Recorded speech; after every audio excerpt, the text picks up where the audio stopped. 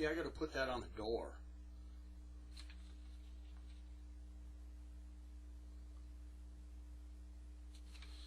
I gotta put this on the door. Okay, hang on a second. I'll be right back. Because if I don't, they'll bust into my recording studio.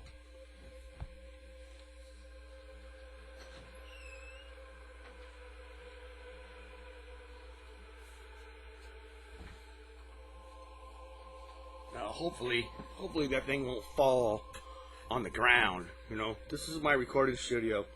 This is my cafeteria right here. This is my media department. This is what this video is about. See it? This is a solar powered flashlight. See that right there? This thing's got some power to it. What's cool about it is I don't need batteries. Everybody really doesn't like that. Speaking of which, you got like solar generators that'll put out like, say, 15 amps of power, like equivalent to one circuit breaker, like a wall in your kitchen. Solar powered, no energy. So just imagine if every house in a city had one of those. It'd be like 10,000 people. You'd have 10,000 generators. You know, even Rush Limbaugh, you know, yesterday on the radio said solar power is inefficient. You can't use it. Serves no purpose right now. Well, yeah, duh. It does serve a purpose. Okay, not only that, you've got the solar generator. Just imagine 10,000 people with a generator in their house, what that would do to your electric bill. And if you had 10 of them, you could run like a small house on it, you know? So then you got, what, 100,000 generators? Or if you had a population of 1 million, you'd have, what, 10 million generators? And they're not totally quiet. They go, boom, boom, boom, boom, boom, boom. So you can imagine 100 of them, 1,000 of them, 1 million of them. Brum, brum, brum, brum. You know, it's kind of, Limbaugh might be right, you know, but having one is not a bad idea. But this video is not about solar generators, okay? It's about a reply I made to this guy. I made a reply to this guy because he inspired me. He inspired me because the things that he said are similar to the things that I say. Hold on. Like I said, I'm not professional. That was my break. At least you didn't have 5 minutes of commercials. Okay? Well, listen to this. Listen to this. There's a conspiracy of epic proportions going on, and the prize is the future control of the human race. The real conflict is not between East and West, nor left and right, but between the global elite and the rest of us. That's pretty profound. It's written by, at least it's posted in YouTube by a guy named Not Illuminati. And this video that's playing right now is star, star, star, star, star, star. But in the middle of that, the title of it is Illuminati Threat, if you want to look it up, by Not Illuminati. Anyways, that inspired me. Except for one thing. It's really not about the Illuminati. It's about spiritual powers and principalities, rulers of the darkness, rulers of this world, and against spiritual wickedness. That's what our battle's really about. So in other words, my battle's not with the Illuminati. My battle's with the spiritual power that controls the Illuminati. Take a look at some of these signs going on down in here. What do you think those signs represent? You know, that is a devil sign, man. That's what that is. That's a devil sign. Look at here.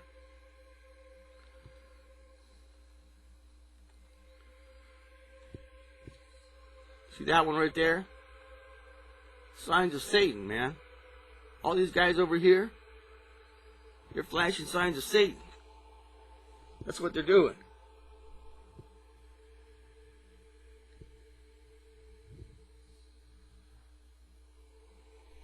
And my point is, here's my point. Here you got all these world leaders. Yeah, admittedly, that's the global elite. Okay? And they're all flashing, what is this sign? How do you do that? You know, it's like something like this or something, you know? Like that. You know, whatever, rock stars do it. Why would a president do that? Look, check out that video. You know, why would all these world leaders do that stuff if it wasn't flashing a sign? And if it's Illuminati, okay. If it's the devil, okay. Whatever it is, they are against us. The rest of us in this world like me. And fortunately, guys like that, Eric Jones, and even Icky, and Phelps, all them guys, they're sharp dudes, and they've got a lot of good information. But we're trying to go after the Illuminati with silver bullets, and it's a spiritual war, man. It's a spiritual war, just like Ephesians says. Ephesians 6:12 basically says that our battle is not against flesh and blood, but against principalities and powers, rulers of darkness in high places. That's what that sign is all about. That sign is intended to tell whoever this dark ruler is that they're for him. And he leads them. But I have some good news. Isaiah 54:17. No weapon that is formed against thee shall prosper, and every tongue that shall rise against thee in judgment thou shalt condemn. These dudes, man, are going someplace other than heaven. That's not where I'm going. How about you? Or Romans chapter 8. For I am persuaded that neither death or life, or angels, or principalities, or powers, nor height, or depth, or any creature shall be able to separate us from the love of God, which is in Jesus Christ our Lord. It's important that we recognize who our enemy is and what his tactics are, for we are not ignorant of Satan's devices. Our battle is not against flesh and blood, things in the natural realm, but against spiritual wickedness. For though we walk in the flesh, we do not... Oh my goodness. Primarily on covet needs, for expanding its sphere of influence, on infiltration instead of invasion, on subversion instead of elections, on intimidation instead of free choice, on guerrillas by night instead of armies by day. It is a system which has conscripted vast human and material resources into the building of a tightly knit, highly efficient machine that combines military, diplomatic, intelligence, economic, scientific, and political operations.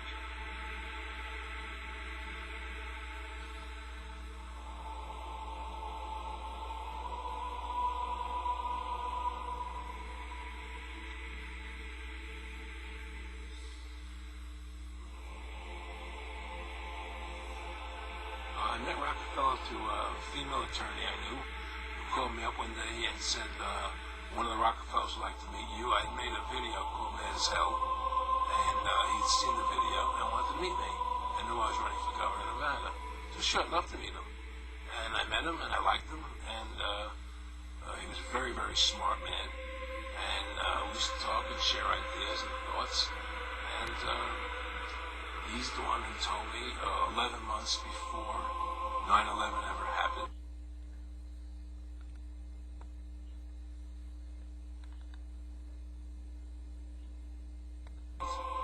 There was going to be an event.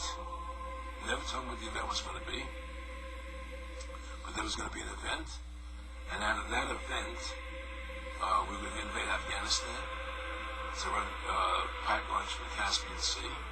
We were going to invade Iraq, to take over the oil fields, establish a base in the Middle East, and make it all part of the New World Order. And we'd go after Chavez in Venezuela. And sure enough, later 9/11 happened. And I remember he was...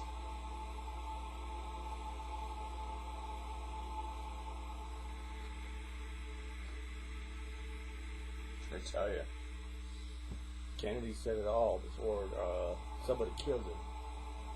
Vatican Assassins, a book written by Eric Phelps. You read that and find out who killed Kennedy. I think Kennedy just said it all, man. There's nothing left for me to say, really, other than all these guys, all these guys have some truth, and they're flashing the sign, I don't know how to go after that one, other than to say that their leader is going to go down, and the Meek will inherit the earth.